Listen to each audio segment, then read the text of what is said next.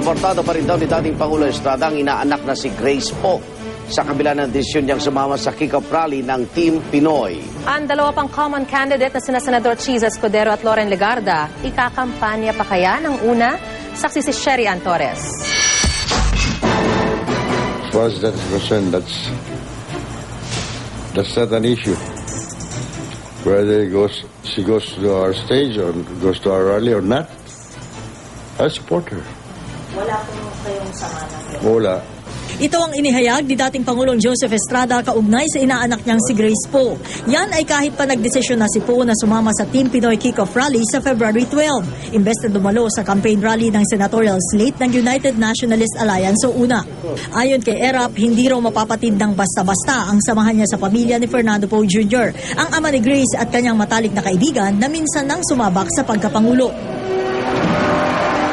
Bukas, sabi ni ERAP, magkikita raw sila ni Grace Poe at susubukan pa rin daw niya itong pakiusapan na tumuntun din sa entablado ng una para mangampanya.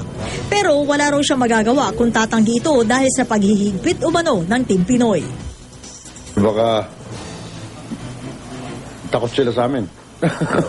Baka mas malakas kami kaya gusto nila suluhin niya aming mga common candidate. Tumanggi munang magkomento si Poe. Pero nitong nakaraang linggo lang ay sinabi niya sa GMA News na nang imbitahan siya ng Liberal Party sa rally, wala pa umano siya natatanggap na imbitasyon mula sa una. Narinig ko po yung tungkol dito sa una rally sa telebisyon lamang. Wala po talagang representante ang una na nagsabi sa amin. Pero kung si Poe tiyak pang ikakampanya ni Estrada, iba na raw ang kaso sa dalawa pang common candidates ng Team Pinoy at una na sina Senador Cheese Escudero at Loren Legarda. Katunayan, ayon kay ERAP, pag-uusapan na raw nila sa una ang estado ng dalawa sa kanilang koalisyon. Siyempre, yung mga diehard na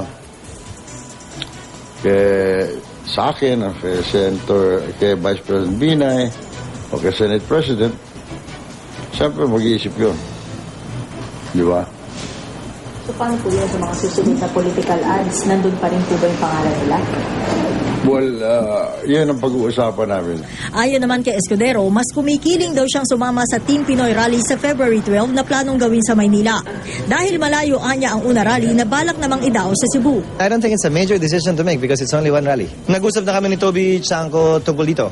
Si Legarda naman tikom ang bibig sa kanya mga plano sa February 12. Ayoko na lang yung mga politika kasi nakapokus ako dito sa trabaho. Alam na ni Sancho Dillon. Ako si Sherry Ann Torres, ang inyong saksi.